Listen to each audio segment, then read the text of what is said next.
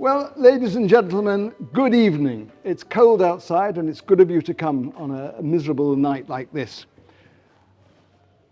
Welcome to what is now the 14th Philip Rueff Memorial Lecture. It seems extraordinary that we've managed to keep this going for 14 lectures, but we have done. My name is David Alteras. I am chair of the lawyers group of the British Friends of Wahat El Salam Neve Shalom, the Oasis of Peace.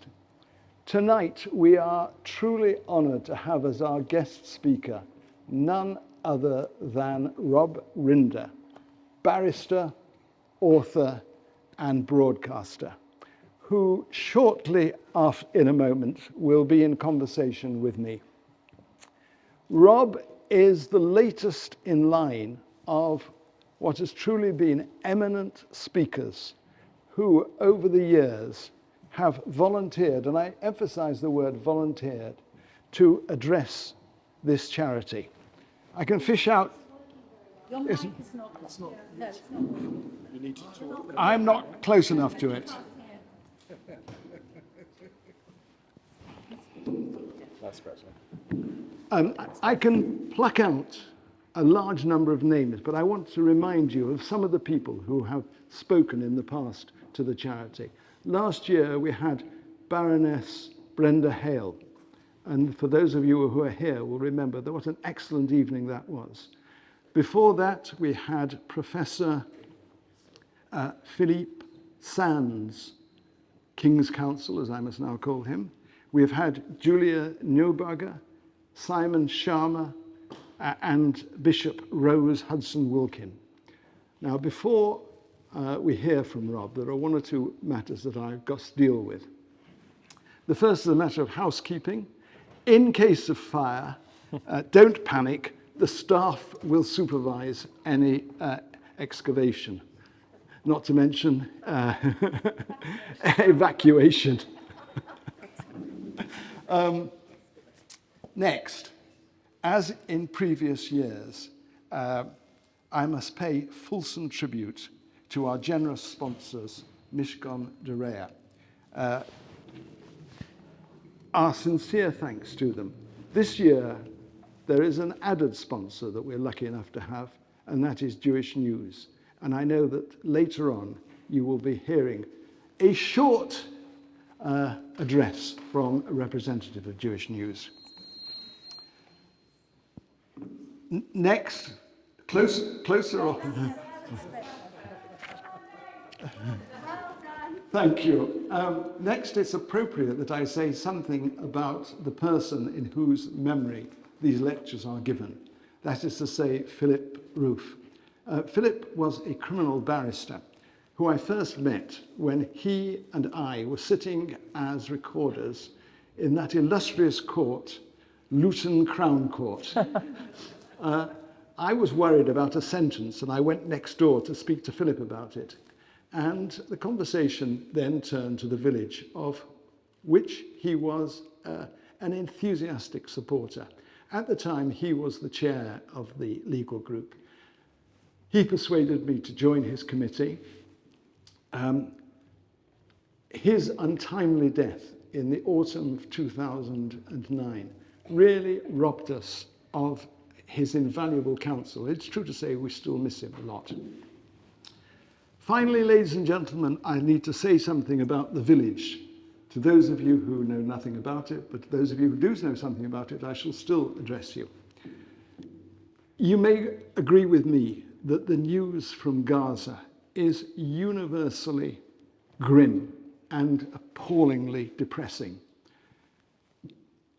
I ask myself, will there ever be an end to bloodshed in this region, where at one hand you have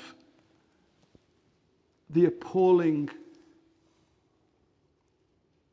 Palestinian extremists who have no fear of death at all, indeed who embrace death and who are looking for the destruction of the state of Israel. On the other hand, you have the most reactionary government there has been in the history of Israel, which includes somebody who has a conviction for a racist offence and includes representatives from the expansionist settler community. It's difficult in those circumstances to be optimistic. However, I genuinely believe that ultimately peace will have to come to the region. And when it does come, the two communities must learn to live with each other. And in this respect, it seems to me that the village provides an outstanding example of what is possible amongst peoples who decide to live together. A place where Israeli Jews and Palestinian Israelis live together, raise their children together in harmony and peace. The village was established some 40 years ago by a most remarkable man called Bruno Husak. He started life as a Jew, living amongst the Arabs, and ended up as a Dominican priest. But he had a vision, a place where the people of Israel, of all religions and none, could live together in mutual respect and work together for peace. The village lies about 40 kilometers to the west of Jerusalem. And as I said to you earlier, here Israeli Palestinians and Israeli Jews live together in equal numbers. There is a primary school, and you'll be hearing more about the primary school from Lawrence Brass when he makes his appeal. But there's a primary school where Palestinian and Jewish children from the village and from the outlying communities attend in roughly equal numbers. This is very important, ladies and gentlemen. The school is bilingual. Now, which do you think the two languages are in Israel itself? First language, Hebrew. Second language, English. So in the school, all lessons are taught in two languages, Hebrew and Arabic. There are two teachers, and they teach the lessons in Hebrew and Arabic. The school provides a unique opportunity for the children of the two communities to learn together, to play together, and to form friendships, allowing them to accept each other as human beings and not as the other. There's also a school of peace at the village, where Jewish and Palestinian participants of all ages meet to explore their respective national, cultural, and ethnic identities with the help of trained Jewish and Arab facilitators. The youth workshop is part of the program. What happens here is that annually, some 60-odd high school students, equal numbers from each community, meet and spend 3 days in the village, talking to each other in the structured sessions. For many, it's the first time that they have met somebody from the other community. Tens of thousands of Jews and Palestinians have taken part in these courses. Ladies and gentlemen, these are the latest figures. There are at the present 80 families residing in the village. That figure will increase to 150 families when the planned expansion takes place, and there is a long waiting list to have accommodation in the village. There are 268 children attending the nursery, the kindergarten, and the primary school. The majority of these children travel daily from 19 communities within a radius of 30 kilometers. Since the School of Peace first opened its doors in 1979, 70,000 Jews and Arabs have attended the programs. Now, ladies and gentlemen, I have no doubt that some of you, maybe many of you, will be asking how the village is dealing with the present conflict. I will let Ariella, who is chair of the Education Constitution at the village, explain. And this is a short clip from a much longer Zoom recording that was sent to supporters. Together, we are trying Thank you. to deal with the situation in a way where the communication is kept open, and we can share not only our pain and not only our fears, which are huge, existential fears. Actually, there's a feeling for many Jews that this massacre that occurred on the 7th of October was reminiscent and waking up many existential fears, the fear that we will not exist again, and for Palestinians experiencing the devastation in Gaza and now also in the West Bank. It's a very, very difficult time, but it's not difficult only for each nation separately. Our mission in Wahda Salam Neve Shalom is to be able to understand and comprehend and contain and feel the misery of both nations together, and not only wallow in our own pain, even though there's time where it's difficult to find the space within your psyche and your heart to contain what's going on with the other nation. We had 2 meetings uninationally where people met separately, and then we had 2 meetings already where people are meeting together. I think there were many people in the community, especially newcomers, people who are living in apartments that are not really members of Wahda Salam, or new families who were very afraid of beginning the dialogue and opening up the conversation. It's not so easy, but there were quite a few. I think we had about 65 at the first meeting, then close to 60 in the second meeting. And to be able to talk about what's going on, there's a great deal of fear on the part of the Palestinian citizens within Israel and in our community, a fear to speak openly and to speak about their dilemmas, and the fear because many people are also being arrested or fired or persecuted in different ways. And because we have such a right-wing government, we are very afraid that this will be an opportunity for them to try to separate Palestinians and Jews who are working together in solidarity to try to solve the problem and to continue our connection deeply. And I see that the community is dealing with it very, very seriously and very strongly.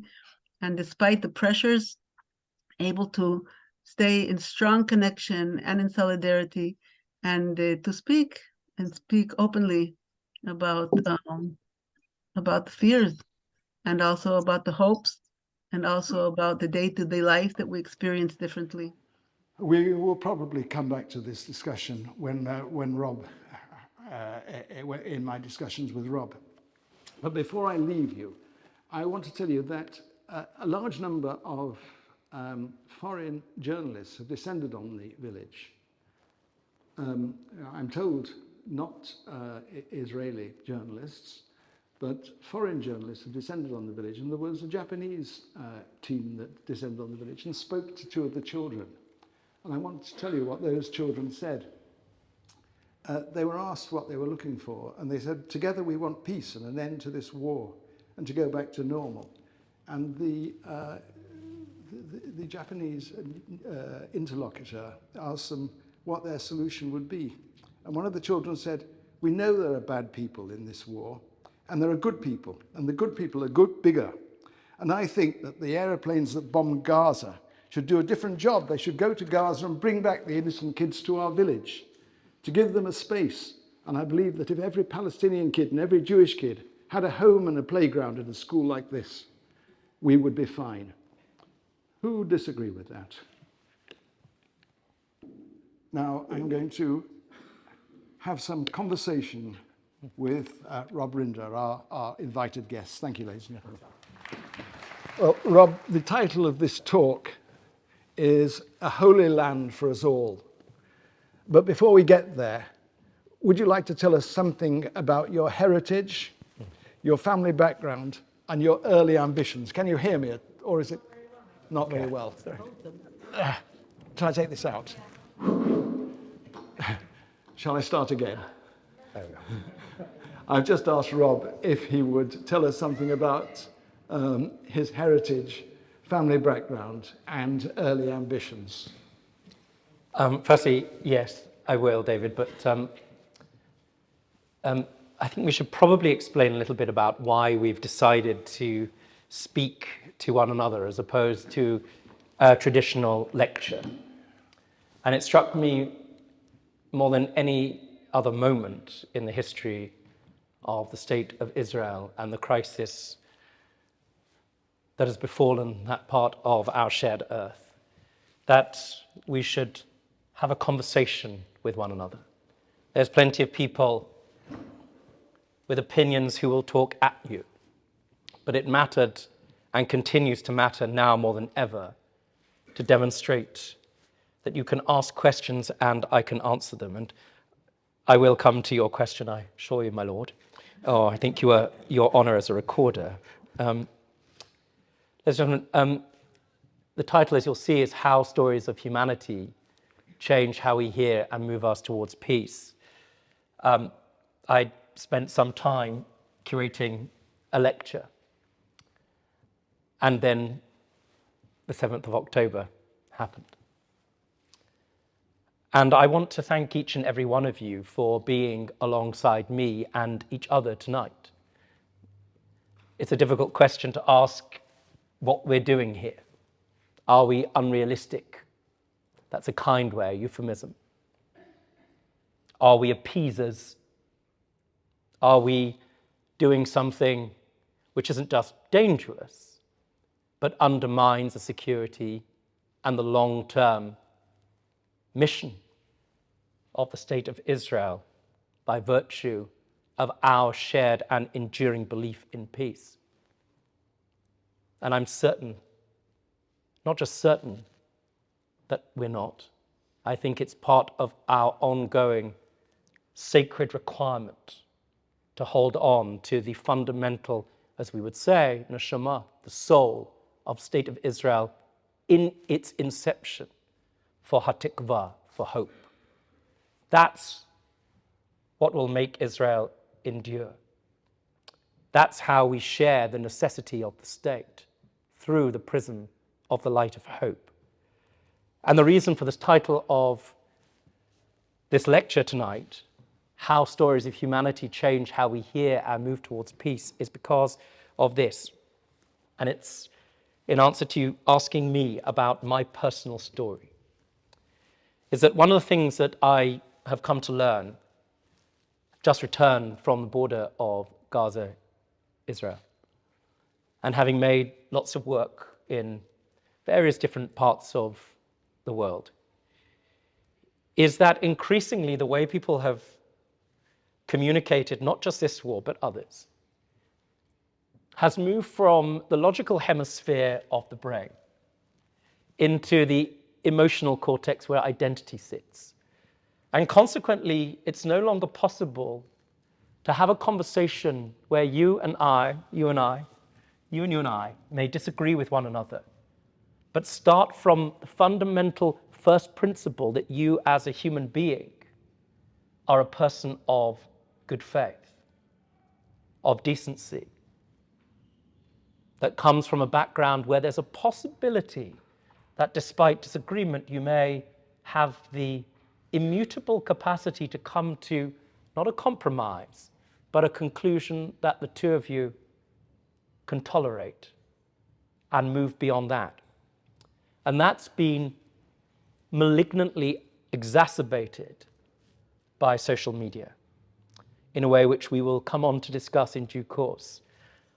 But I'll fast forward, because I know you'll want an answer to the question, which I will deal with very quickly. But there are three elements nowadays to making a point. In other words, to curing the violence, the emotional violence that social media does and how this war is being communicated and the prism through which it's experienced. The first thing is to say, I hear you. Nobody can hear anybody at the moment. Nobody can hear each other through the noise of bombs. Nobody can hear one another through the ongoing deliberate denial of what took place on the 7th of October.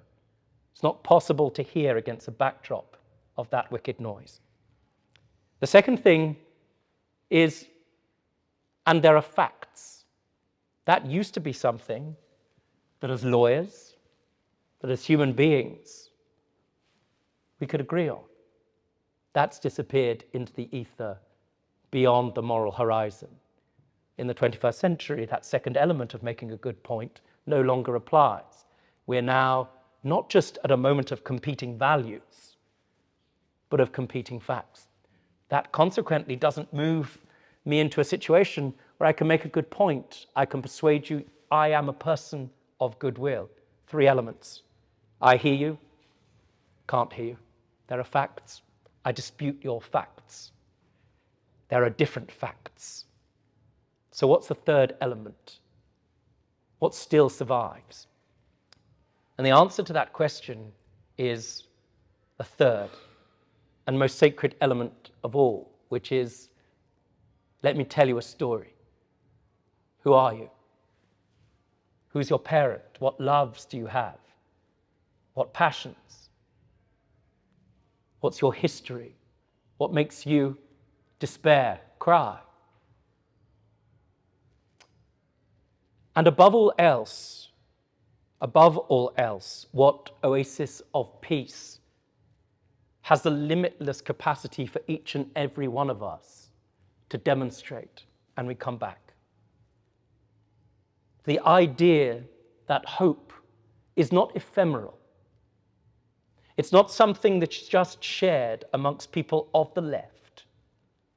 It's not something that's weak.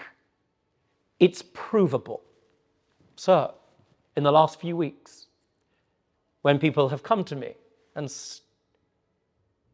in moments of emptiness, darkness, what can I say?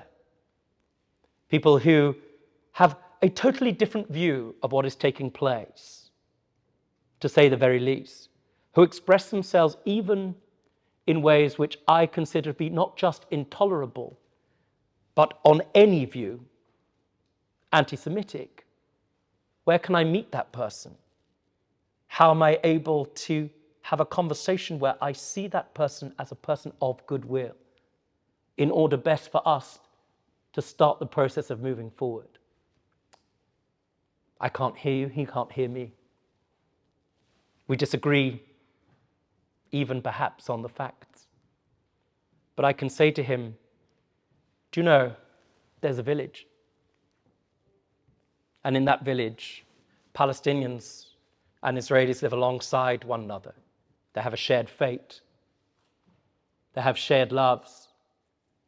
They have shared education. What Oasis of Peace does is that third element. It models, it gifts us the very essence of what is achievable and what is possible. And whilst we hold on to the light of that hope, Oasis of Peace will always be sacred. Anybody who tells you that the idea of peace now more than ever is impossible can't possibly have been to the village, can't possibly have seen the work that's achievable, been and looked at what happens in the curriculum. And it seems to me now that more than ever, we need to have at our disposal, not I hear you, not here are the facts, but reversing the starting point by saying, I hear you, facts you'll disagree on, let me tell you a story. And as we come together tonight, it's why it is a limited gift, and I didn't ask your question, but it mattered, I think, more to share this with you. That as we go into our communities, as we speak to people and listen, Oasis of Peace is a way of starting a conversation, of showing others in the world that there is an Israel that has within its soul, within the fabric of its nation, within the fabric of its values, the possibility of something which is fundamental to the origin story of what the state of Israel was in the first place, a place of hatikva and hope. And that's why I'm delighted to be here, and why I feel the warmth of being alongside one another. And frankly, you've thanked me, but it's a gift to be here. In answer to your question, I grew up in Southgate. It's a good job we're not in court, Rob. Yeah. Let's try my second question. When did you first go to Israel, and what were your first impressions of it? Well, I'm going to answer that question by answering the first as well. My grandfather was a Holocaust survivor, and the first time I went to Israel was with him, was to Netanya, which I know some people have homes in. And one of the curious things about, I suspect and hope that people have had the gift of time, perhaps alongside some of the survivors. My grandfather was an extraordinary person, as all of the survivors are, and I'm often asked, what's the thing about them that connects each and every one of them, each with their own personalities? And there's a number of elements, but the thing that they share, which I've written a little bit about, is, I know you're Sephardi and Ashkenaz, so we're representing, we don't have Mizrahi Jew up here, but nevertheless, nearly the broad panoply of Jewish life. This wonderful word, which is in Hebrew and Yiddish, davka. And what it means is to be contrarian. In other words, not just going outside, davka, being contrarian for the sake of it, but understanding that you have the capacity to hold the pen, that whatever story or narrative the world has written for you, you nevertheless have the limited capacity to write it yourself. And all of the survivors, when you see them, have that sort of sense of the world. And he wasn't an emotional person, but nevertheless, he was davka. And the only time I ever saw my grandfather full of joy was around other survivors at a buffet. And that matters, not just because of our Jewish relationship with food, but something so much more profound and deep. You watch the survivors at a simcha, at a celebration around that table. When people have touched the face of tyranny and be at arm's length from food, the richness of being near it, how it matters to see not just their family and friends delighting in those gifts, those moments. They touch you and they have a capacity, a gift again, of changing the way you perceive the world more than anything else. I saw him happy there, as I did the other survivors. The other time was in Israel. And for him, when he landed there was a sense, and I can only share it with you as a sense, of breathing out. This idea that coming from a background of trauma, where those in any kind of authority represented risk, people from other communities understand that we've now got better and educated in what that means, to perhaps become from a community where those who are the police, those who are the army, might place you at existential risk. But that moment when you're standing alongside your grandfather, who's lost 4 sisters, a brother murdered in Treblinka, and his parents, and him saying, Hess, you see all the police here, they're all Jewish. Now for 2 millennia, the fact that those in power and authority were not that, and the consequent effect and impact on our communities over 2,000 years. What that meant to him was so rich and profound that inevitably, that was something that we as a family inherited too. And so for him, and for me, but for him, that sense of landing in Israel and kissing the ground wasn't kissing the ground just because at the very root of the Jewish people is our Shema Yisrael. If you know one prayer, that's the one you know. Hear, O Israel, the sacred reaching within the framework of our Jewish identity. Hear, O Israel. But it was kissing the ground because it was a place above all else, of safety, of safety. And so Israel, for me, represents and needs to represent that. Rob, there are a large number of us here, I suspect, who have seen what I can only describe as your inspiring television programme, which we made with Sarah Agar, This Holy Land and Us. Please tell us something about it. How did it come to be made? And tell us how you've come to meet Sarah and what reactions you had to it. Thank you for asking. If I may, I'd actually like to play you all a little clip from it if you haven't seen it. It's still on iPlayer, but let's have a look.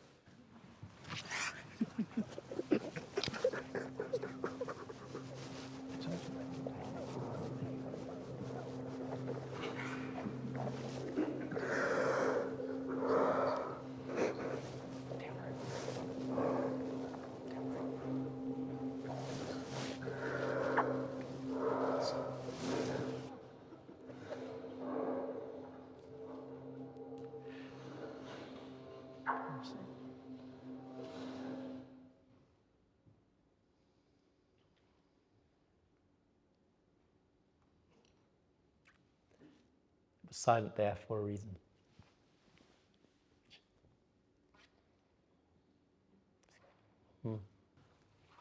When I originally planned my lecture, I left that last piece silent.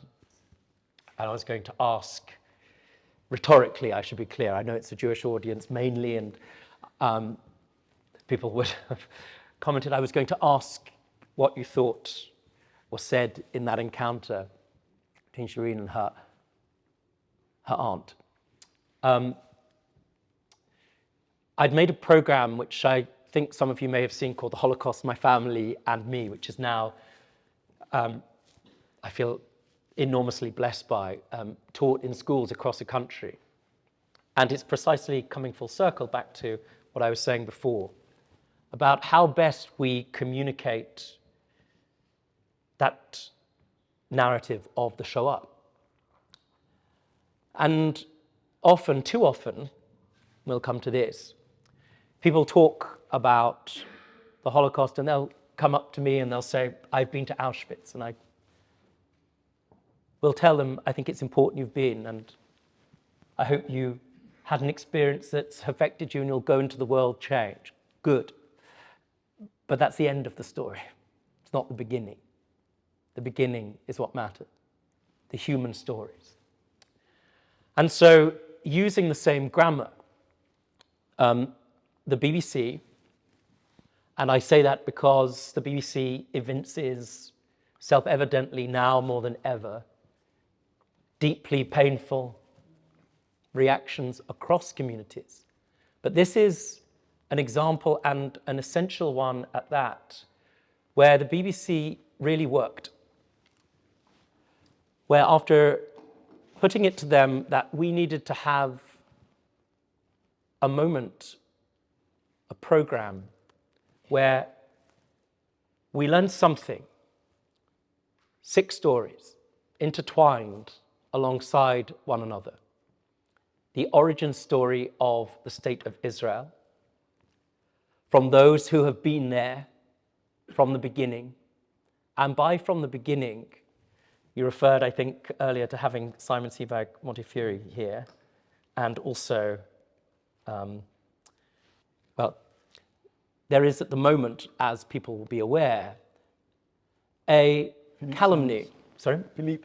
No, Philip Sands, sorry. But a calumny, this idea, which is a flawed one, that the State of Israel represents a self-evident example of white colonialism. Now, we can't change that narrative. What I can do in a program is give you one example of Mizrahi Jews. What I can do in a program, what we can do is listen to the story of the 800,000 Jews who were expelled from Arab lands, from Beirut, from Egypt, from Yemen, Jews of color, those who have had an enduring connection, lived connection for thousands of years in that land, that ongoing presence, which answers the question, by example, by stories, by buildings of our connection, undoubtable, historical, to that place. And what it meant as well to the families there, the Gantz family, whose family were foundational in creating the state, and whose father, they had no idea, had the first Israeli passport, actually. They discovered it during the course of their journey. Alongside the stories of Palestinians, including the one you're about to see, or you heard there in silence, difficult to listen to, Yes. which was the story of her aunt, whose family had witnessed the massacre at Deir Yassin. Now, if I were to give a lecture about the facts of what took place in Deir Yassin, inevitably to a crowd perhaps that weren't already pre-selected, that came to a conversation in a community of Oasis of Hope, there would be a degree of reticence, a disbelief, a sense that it doesn't sit within the framework of your politics. But when you listen to her aunt, as you would have been about to see there, kiss her eyes and tell her that that's a kiss for every one of her family members that she lost in Deir Yassin, when you hear the pain of those Palestinian families talking for the first time on British television about their catastrophe, their Nakba, to acknowledge that, sitting side by side with the essential nature of why Israel was created and the facts of how it came about. That's what I wanted and hoped that BBC would do, and they did it. And they did it alongside Sarah Agger, who presented the program with me.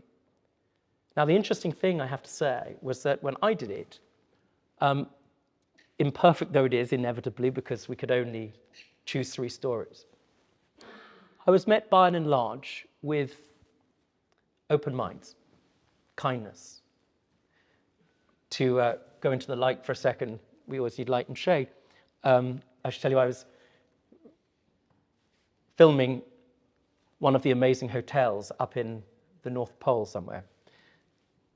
And when it went out, there was lots of support, but it's the first time I ever received violent responses. And I'll share this with you, as I think I only have for the first time here. Those responses were from my own Jewish community. Yes. Messages calling me a capo.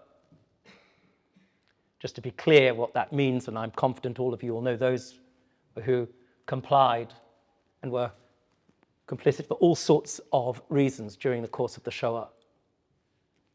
That somehow I was colluding simply by sharing that story.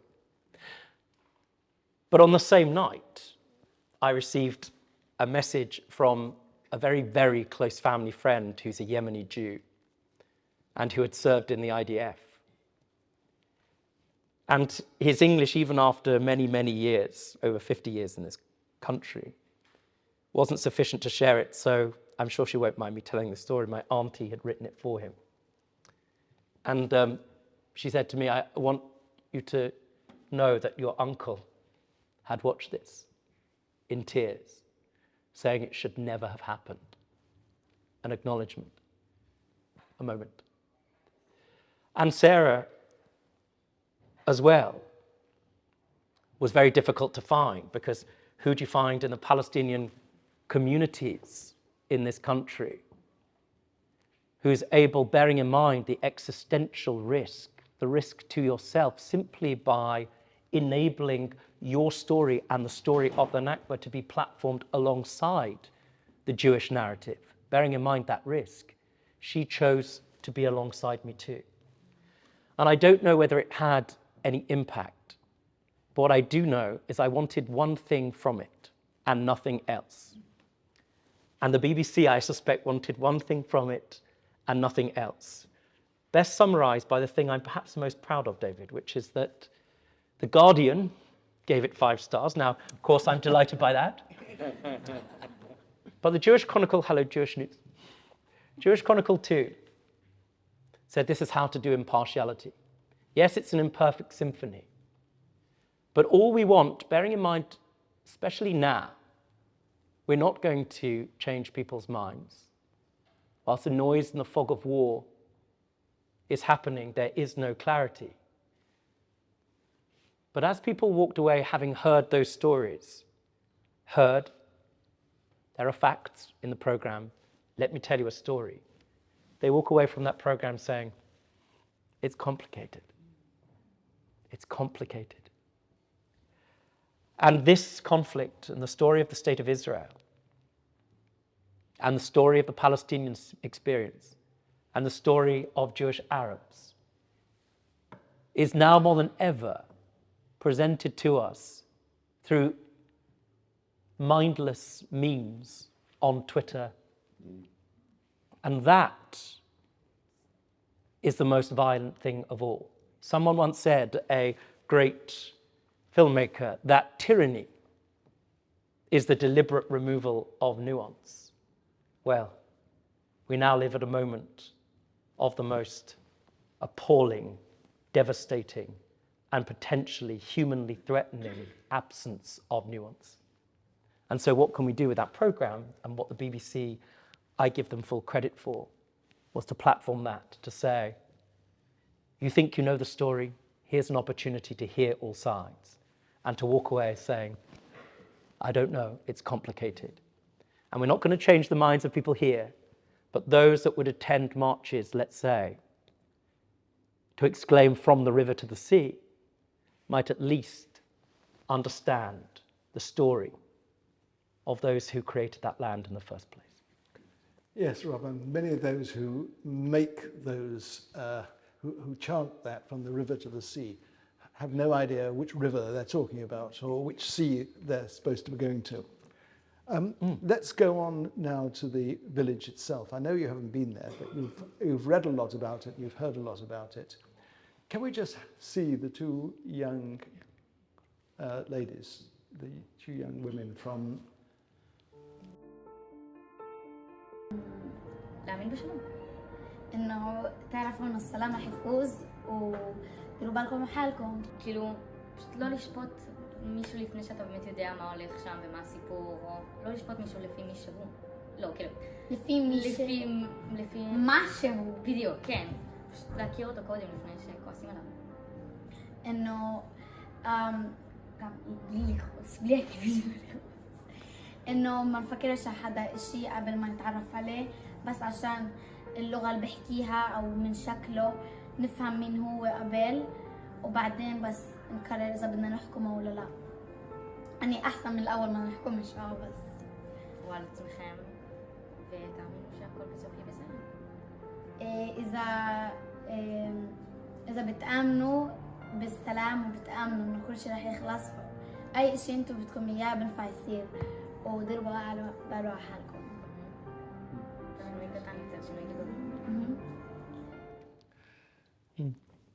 Rob, what I want to ask you is this, is whether in your view the village represents a viable template for the future? It's essential.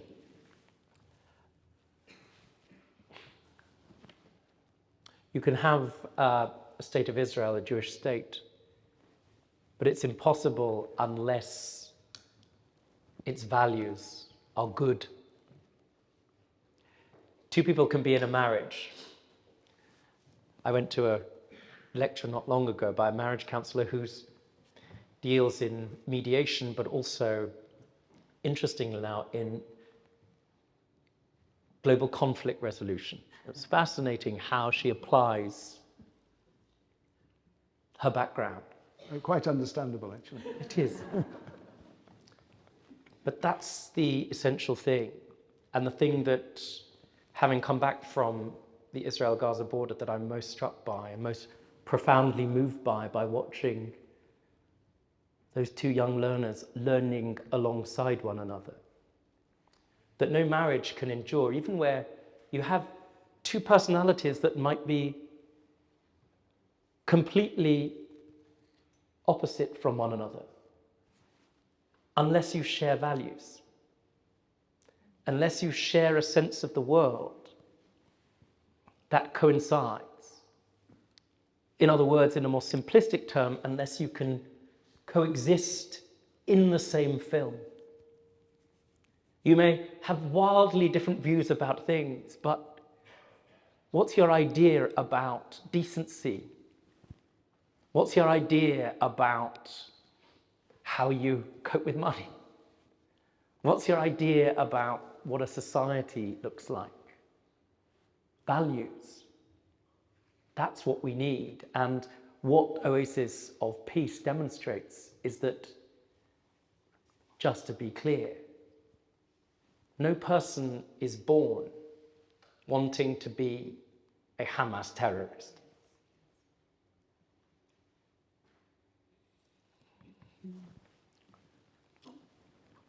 And, excuse me,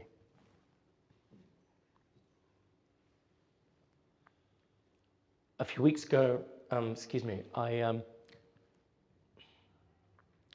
was with an ex-commander of the IDF, and I haven't shared this story yet or written about it, and it will. I'll publish something at some point, but seeing as we're alongside one another, I'll share it with you tonight.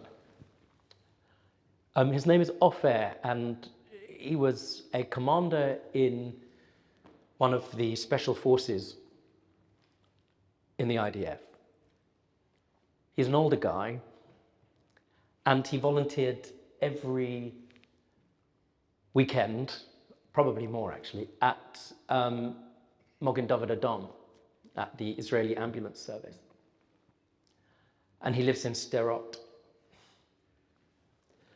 I walked him round that town. I'll come back to this. And he told me, blow by blow, moment by moment, what had happened on that day. And I asked him why he volunteered there. And the reason he gave me was that years ago, he was a medic in his particular unit, and his friend had died in front of him and said, "Save me, Ofer," and he couldn't. He was dispassionate, an army officer. Even when I spoke about his son, dispassionate, an army officer. And he volunteered there, he said, because of that moment, and he felt that going to confront that trauma would be important. He never expected to be there on the 7th of October. I walked that town.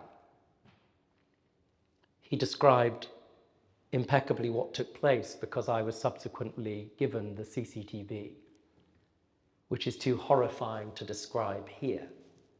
But then there was the most human moment of all. We were standing in the car park of MDA in Sderot.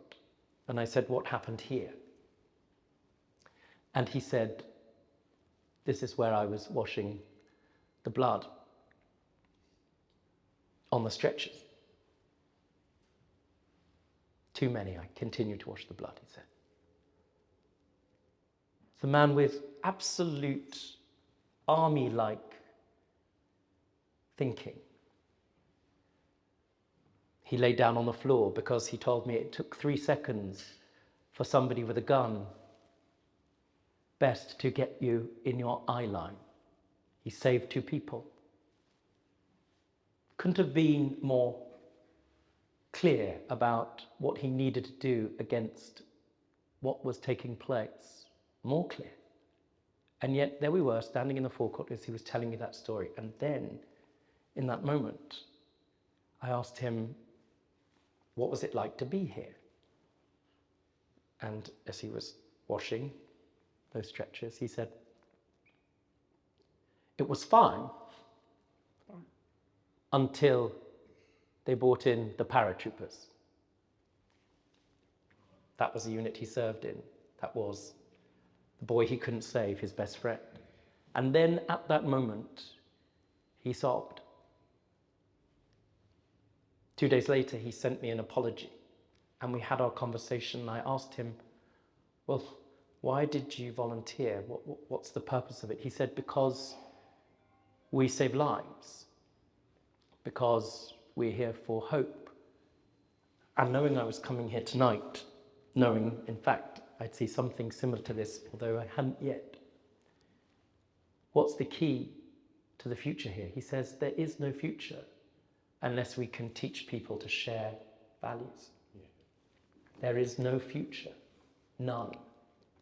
And so whilst we provide a place as a beacon to the rest of Israel and the world, not just to teach those values, not just to show that those values are possible, but to demonstrate in the most articulate way possible and the most practical way imaginable what is achievable. There is no peace. None. What we see here is exactly that. Yes, it's hard. Yes, right now it seems completely beyond the fingertips of possibility. But if we can model what's happening here in Israel and fund that in other parts of the world, just think what we might be able to achieve. And those of you out there that might think that's realistic, unrealistic, or simply a figment of unreasonable imagination, it seems to me that now more than ever, we need to readjust what we can imagine. That's what we need to imagine. Thank you very much, Rob. That was quite inspiring. I'm going to take any questions now.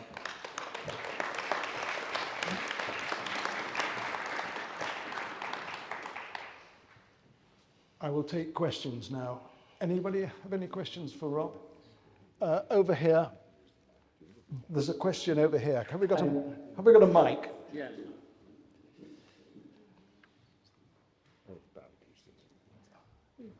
Can borrow mine, or you can stand up and shout if you want. Thank you very much. I hope you can all hear me over there. Yeah. And thank you, Rob and David, very much for your conversation thus far. Together with my wife, we've actually been to Neve Shalom. Hello, is that better? Yes. Together, myself and my wife have been to Neve Shalom, and we've also supported it financially. It's a wonderful place, but it's a very utopic medium in a vacuum. Unfortunately, it doesn't represent the majority of what's going on in Israel from one extreme to the other, which is a shame, of course. But the other point is, and you alluded to this yourself, Rob, you're to a certain extent preaching to the converted. I would think this is largely a Jewish audience, certainly a Western democratic audience. Yep. We all agree with you about the need for peace and reconciliation, but I think you're talking to the wrong audience. Agreed. Perhaps you should be speaking to Muslims in Bradford or Southall or Rochdale to see what sort of response you get. Bearing in mind, for example, that the so-called moderate Palestinian Authority is led by the so-called moderate Mahmoud Abbas, who wrote his PhD On Holocaust denial. on Holocaust denial. In Russia, yes. I hear you. You're right.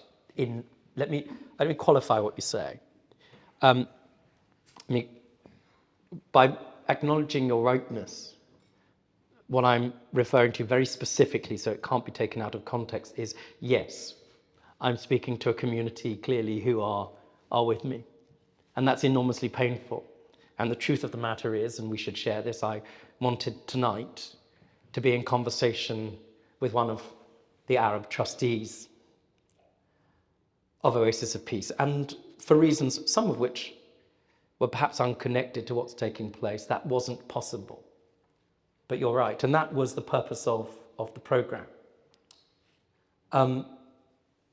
Yes. Now, I don't have any solutions.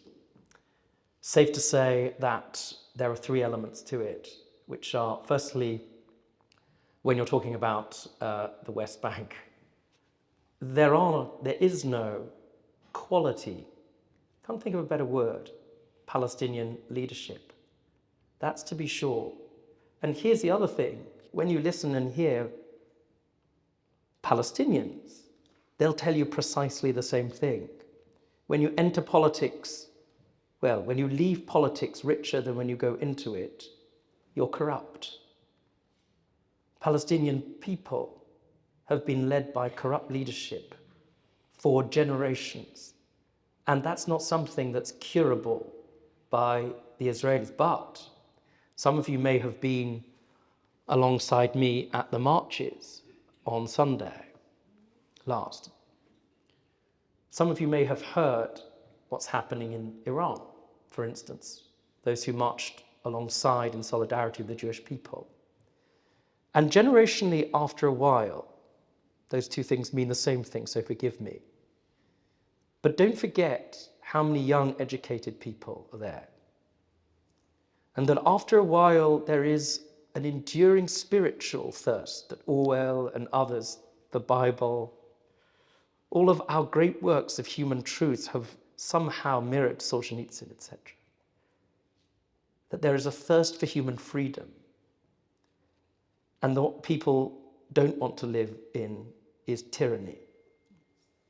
And so the essential thing is not to give up on the young people of the West Bank or of Gaza, to demonstrate what's possible there. We think only of Northern Ireland, for example. In all sorts of ways, it's not a perfect example, it doesn't fit neatly. But make the place somewhere worth saving, somewhere worth living. Make the curriculum something which is actually of value. Flood the place with young, educated people, and soon enough, the attraction to Islamofascism disappears into something else. And it'll never work until that happens. The second thing is that it's also a moment to remember that the Muslim community is not one thing. And we nod and we know, and how tragic, and that is the right word, that I sit here not alongside a Muslim colleague, because they'll tell you the same thing. And frankly, it is a problematic, to be kind, but a quite evident form of Islamophobia to call the Islamic community, the Muslim community, one thing. They are as rich and diverse as the Jewish community. The story you know, right? About the Jewish man who's deserted on a desert island. And after 40 years, finally they find him. There's a little shack he lives in. And then he's built these two structures. The guy who rescues him says, "What's that?" He says, "That's a synagogue." So what's that other structure? "That's also a synagogue. It's the one I don't go to." That's true as well within the Muslim communities. And it's essential to acknowledge that as well. And I have conversations with Muslim colleagues in politics, in law. And thirdly, to remember that the little ray of hope that I had was not that long ago, tangentially, at an evening with somebody who's very engaged in doing business in Saudi Arabia, and to listen to what's happening around the peacemaking in Arab states beyond the borders of Gaza. Now, if that becomes possible, then the long-term possibility for peace in all sorts of political, practical, and economic ways becomes perhaps more possible too. And that, to that extent, I'm not just holding on to, but I believe there is a meaningful chance of making long-term change. I can accept another couple of questions. Sorry. This lady over here, in this. I'd just like to address what you said about Neve Shalom being just one of a kind. And I'd like to tell you that I visited Neve Shalom Hatta Salam as a journalist in the 80s, but since then, I have started an organisation called Talk Matters, still being a trustee of Mahat Salam, Neve Shalom, and I would say that there are many organisations, initiatives, bringing Jews and Arabs together through music, ecology, high tech, religion. And this is, as you say, Rob, the way forward to get more human beings talking to each other, building up trust. And it's going to take time, and it's dismal at the moment, but we must not give up. Thank you. And thank you for the work that you do as well. Yeah. You know, it's why the Abraham Accords were a moment. And small things, but I don't know how any of you felt. And that feeling is important. And it's important whether you're a person of the left or the right. But that moment when El Al flights were landing into Dubai, when previously it'd been illegal even to import and export Israeli goods, that's an essential moment of change. And exactly as you described, that slow evolutionary process to begin trading, to begin acknowledging the right for one another to exist, that's the macro political level. That could be exactly, partly as you described, the way that we begin the process of demonstrating what's possible in the long term. Another question over here, please. And one over here. Yes, start. Go clockwise. Good evening, everyone. I'm born 1940 in London. I call myself agnostic from a nominal Christian background. I'm currently living in Tower Hamlets. The East London Mosque there on Commercial Road, not far from the Royal London Hospital, has an open session Saturday morning, the last Saturday of the month, open session for all comers. Now, if that's not a welcome for all comers, I don't know what is. Not a statement, but opening out the information. Thank you very much. Thanks for sharing that. Thank you. Yeah. One last question, I think. Over here.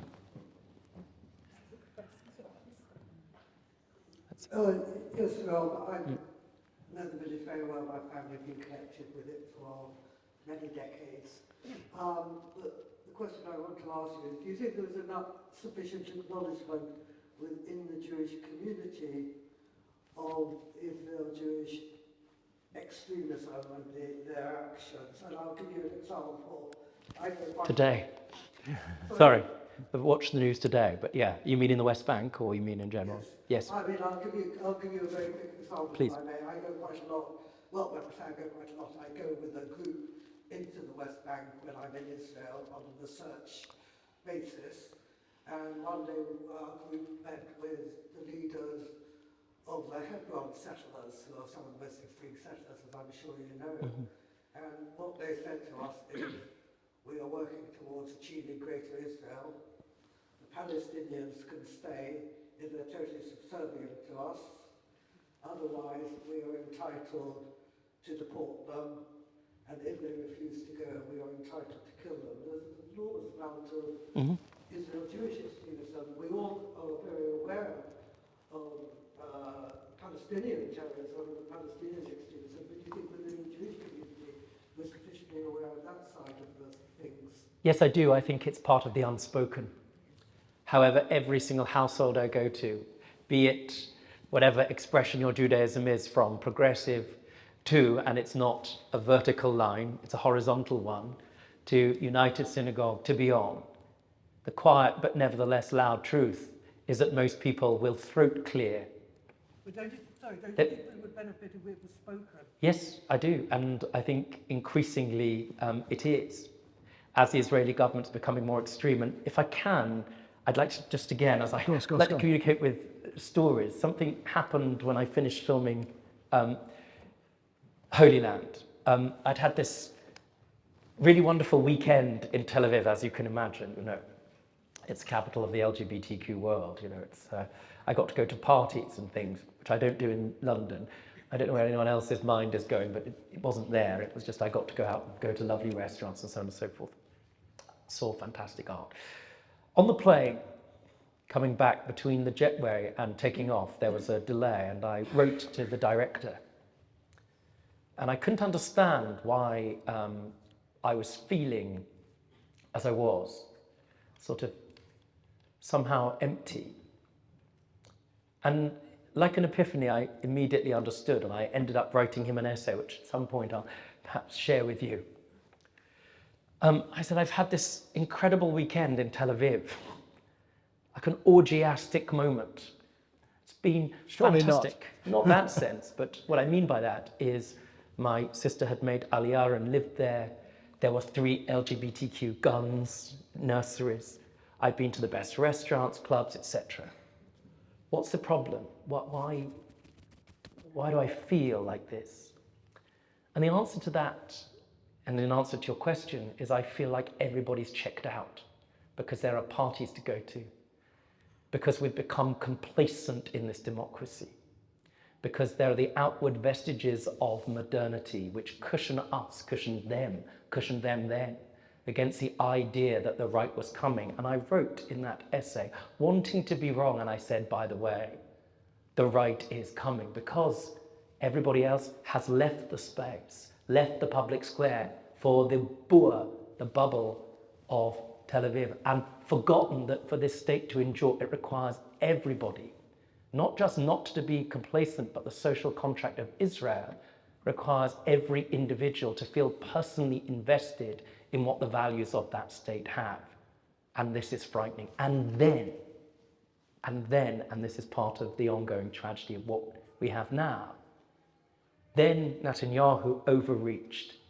And for me, and for many of us, and I gave speeches and wrote columns about this, the fact that we had such a broad range of communities across Israel, and most especially from that part of the world, the part of Israel that was the most checked out, marching every weekend, protesting every weekend, telling the world what was happening in the extreme wings of the Likud party and in the coalition government, speaking it to the world out loud, and then finally, not just it being rebalanced, but this idea, it's not an Israeli concept, but it's Ruth Bader Ginsburg, the great American Supreme Court judge, who said this, which I think is very profound. You know, the symbol of America is not the eagle's claw, it's the pendulum, that it comes back. And I was excited, optimistic even, that actually the more we talk about that, the more we hold that up to the world, not just as Jews, but as human beings, the more likely it is that we empower people to come back to that central mission and purpose of what Israel was about in the first place. So yes, more of it. And one of the horrifying things, and I suspect you feel similarly, but I don't know, of what's happened since October the 7th, is that instead of enabling and empowering those voices that were just at that moment, where we were just about to begin to get a government of common sense, instead, inevitably, and it has to be said, understandably, against an existential threat, those voices have been quietened. So without question, yes, it's essential to talk about them. And we do so proudly, and we do so with our values. And as long as we do, we don't undermine the state of Israel, quite the contrary. We preserve, we protect, and we defend its fundamental soul in the first place. Yeah.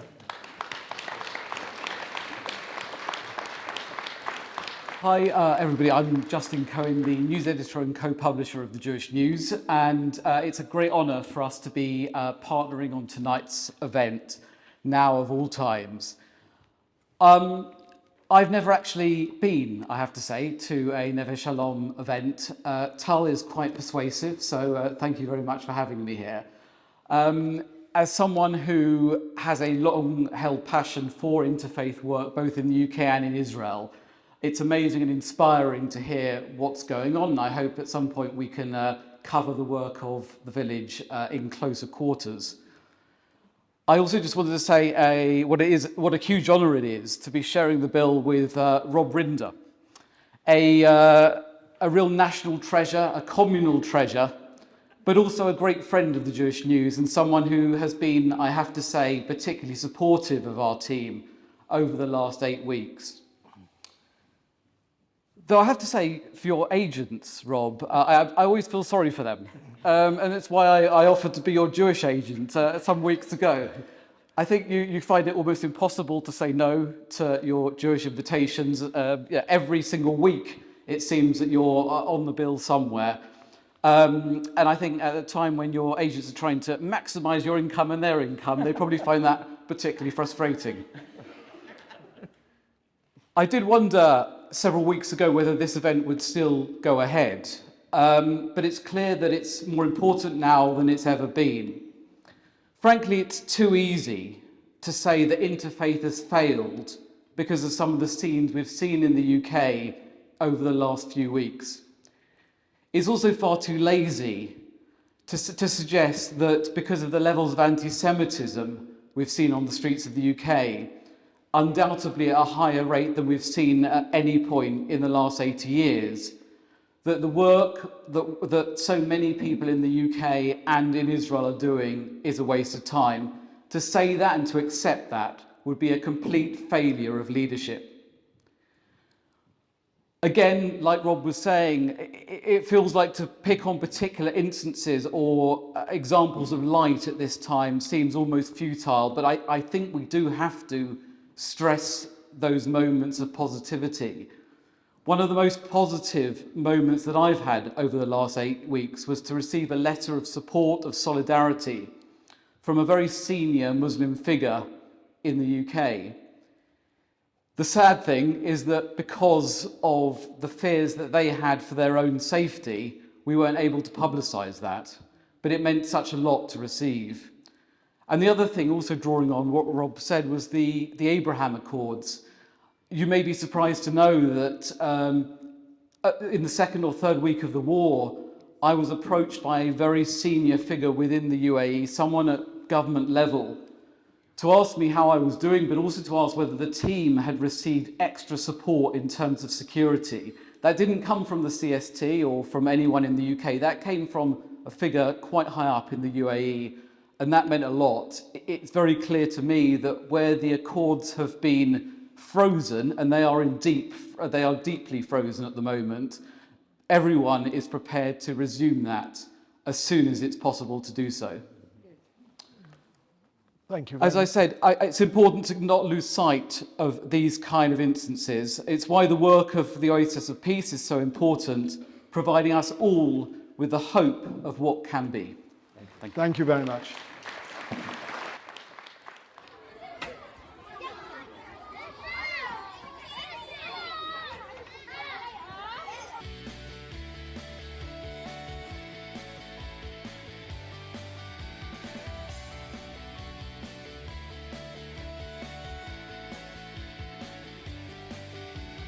The school is for Arab and Jewish people, students. I love that we are both of us in this school. I love Jews and Arabs. I love both of them.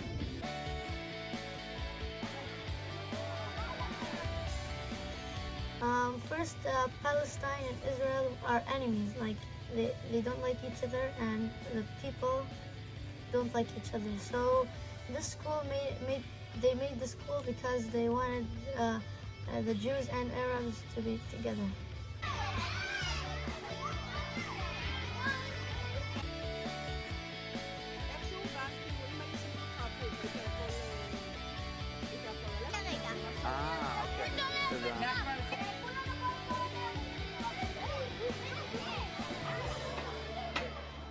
שואלים בעיקר כאילו איך זה מרגיש להיות עם גם יהודים וגם ערבים. אנחנו חברים של כולם, כיף לנו שאנחנו משחקים כדורגל עם כולם, ערבים ויהודים, אז אנחנו בשותפות כזאת, אנחנו ביחד.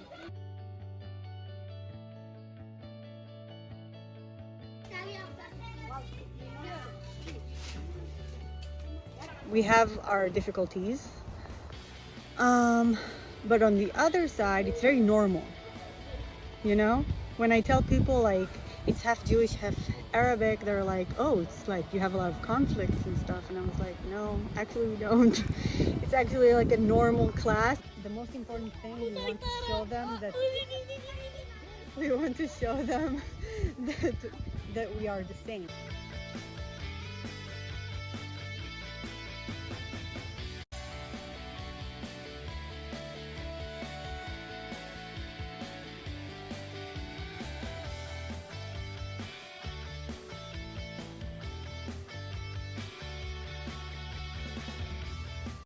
There's no racism, and everybody plays together. Everybody has friends. No one is alone, and that's what the school is about. בהצלחה לכולנו, אנחנו סומכים עליכם. اوكي احنا بننظف الطاولات بنكون جاهزين عشان علينا شيء مهم كثير.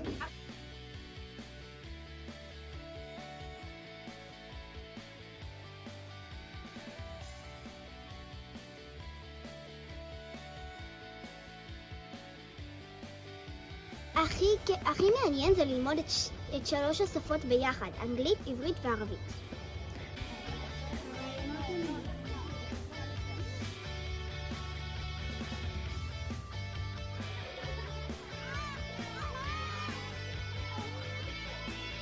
הכי כיף זה שבדרך כלל עושים פעילויות לכל בית הספר, אז כל אחד לומד את איך שהאחר עושה דברים. זה מאוד מיוחד לדעתי, וזה גם השם תואם את זה. נווה שלום. I think both of them are people in the end.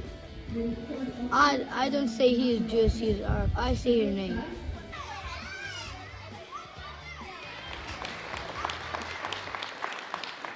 Well, good evening, ladies and gentlemen. My name's Lawrence Brass. I'm chairman of this charity. And 6 months ago, my esteemed colleague, Sir Andrew Burns, the former British ambassador to Israel, handed over the reins to me. And I remember his words when he did so. He said, "Don't worry, old chap. There's not much going on in the Middle East these days." He said, "You've got plenty of time to settle into the role." Well, he couldn't really have been more wrong, could he? These past few weeks have been a whirlwind of activity.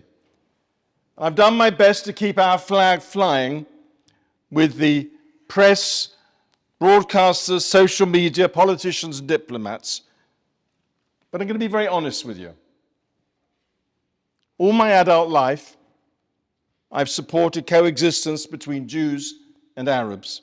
And then suddenly, like I suspect many in this room, I've been tested.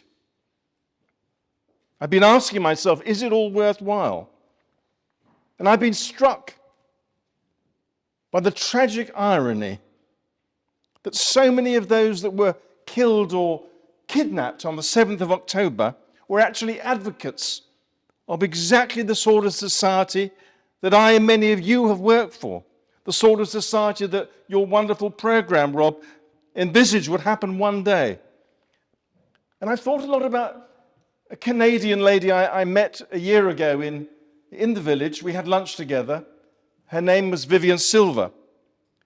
She devoted her whole life to improving relations between Jews and Arabs.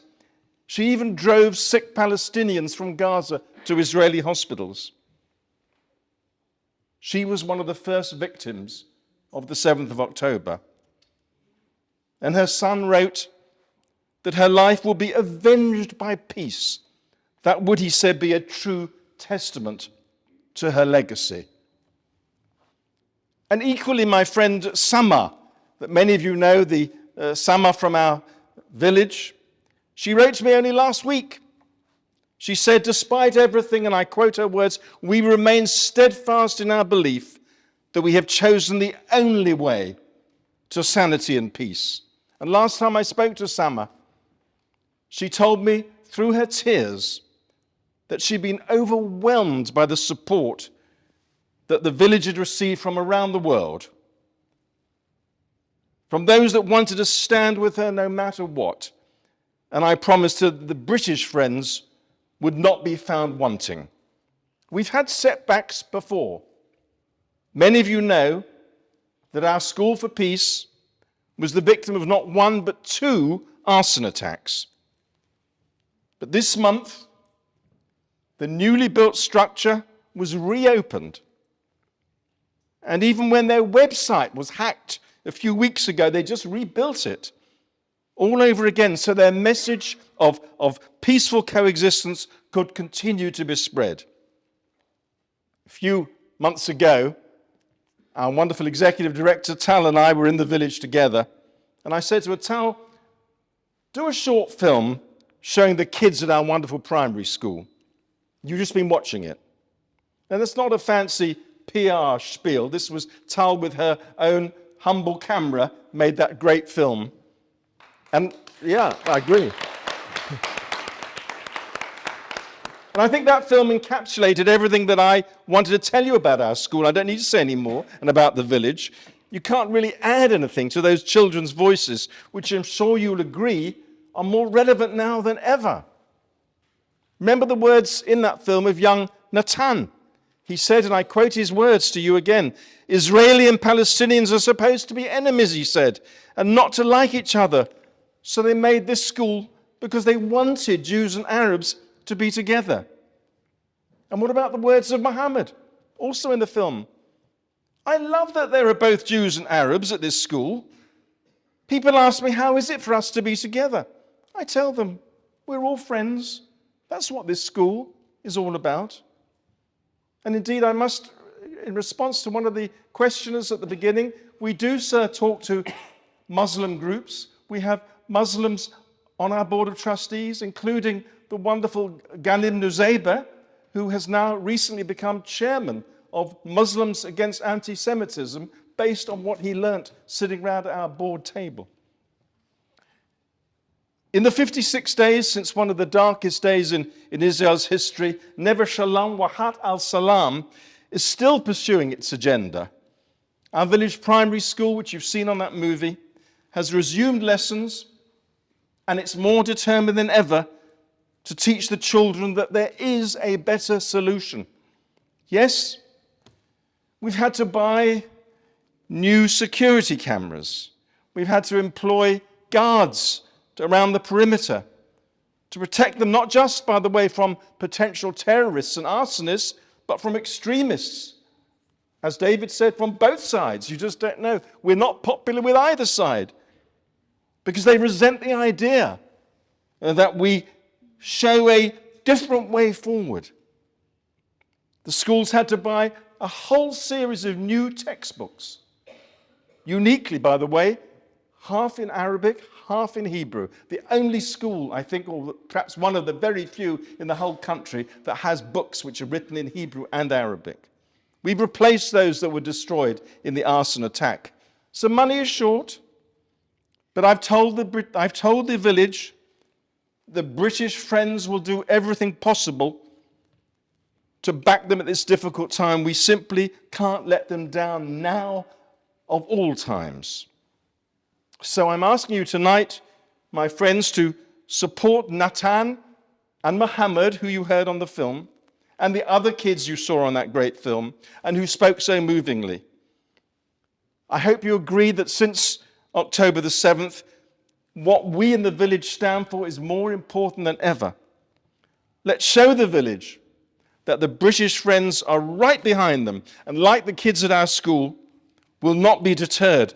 So when you leave, there's a form on your chair. Please complete it as generously as you can so that we can send these inspirational children and their dedicated teachers a message that we do understand what they're trying to do and we want to help them achieve their objectives. And let me conclude by thanking Lauren Singer. Where are you, Lauren? Thank you for organizing today. So there you are. Thank you very much indeed. I echo John Bauer's thanks to you, Rob, for really an inspiring contribution, really inspiring. Thanks also to Justin Cohen from the Jewish News. But above all, it's you I want to thank. I want to thank you for coming here. It was hinted, we weren't even sure at one stage if we should go ahead tonight, but we did. And your presence has shown us that you still believe our message is critical. So you guys, just by being here, have given us the confidence to carry on with our important work. So thank you, shalom and salam.